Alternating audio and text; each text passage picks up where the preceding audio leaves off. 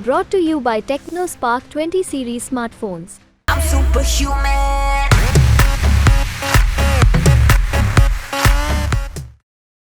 Public life में एक चीज मैंने सीखी है, अगर आप कोई बात कहें और दोनों साइड उससे थोड़ा थोड़ा परेशान हो तो इसका मतलब है कि सवाल नाजुक है और आपने सटीक बात कही है।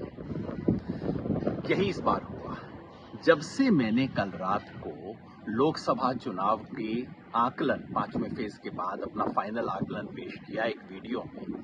तब से प्रतिक्रिया देखने के बाद से मुझे लगा कि भाई तीर सही निशाने पे लगा है। बीजेपी वाले ट्रोल तो हमेशा ही गाली गलौज करते हैं, उन्होंने इस बार भी गाली गलौज की, बात को ऐसा तोड़ मरोड़ के पेश किया। कुछ इंडिया गठबंधन के लोग भी इस प्रोपेगेंडा से विचलित हो गए, अरे क्या बात कह रहे हैं आप, आपने क्या कह दिया। मुझे ये सब सुन के गुस्सा भी आया, हंसी भी आई, लेकिन एक गहरा संतोष भी हुआ। गुस्सा इस बात का कि मीडिया कैसे पेश कर रहा है।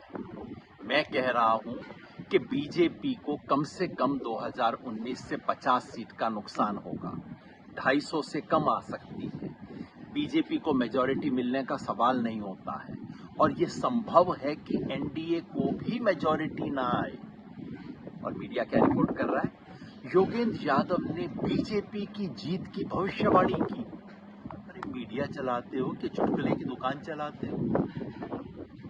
हंसी इस बात की आई कि बीजेपी के दरबारियों को और उनका समर्थन करने वालों को भी योगेंद्र यादव का कंधा चाहिए अपनी बात की विश्वसनीयता बनाने के लिए। शुक्रिया कहने का मन किया, लेकिन एक गहरा संतोष इस बात का हुआ कि आखिर ये बहस उस बिंदु पे आ गई जहां पिछले 1.5 महीने से मैं इसे लाना चाह रहा था। 1.5 महीने से मैं कह रहा हूं कि भाई ये 400 पार की बात टोटल फिजूल है, बकवास है, 400 बीसी है, झूठा प्रोपेगेंडा है, इस पे बात करने की जरूरत नहीं है। इतने महीनों तक बात करने के बाद अब मीडिया ने इस पे पूर्ण विराम लगा दिया है। मैं ये भी कह रहा हूं कि 303 के ऊपर जाने की बात नामुमकिन है। लगता है 303 के ऊपर की बात करने वालों ने भी अब वो बात छोड़ दी है। मैंने ये भी कहा कि बीजेपी को 272 के ऊपर नहीं जा रही है, 272 से नीचे है। लगता है बिना बोले बीजेपी के समर्थकों और मीडिया के मित्रों ने इस बात को भी स्वीकार कर लिया है और बहस उस बिंदु पे आ गई है जब मैं पहले से कह रहा हूं कि असली बहस केवल इतनी है कि क्या पूरा एनडीए मेजॉरिटी ला पाएगा या नहीं ला पाएगा। मैंने ये कहा कि 5वें दौर के अंत में एनडीए आगे था, इंडिया पीछे था।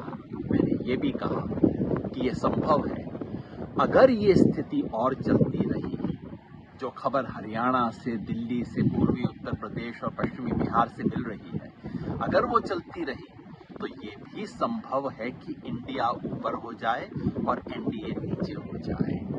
मतलब ये चुनाव पलट चुका है।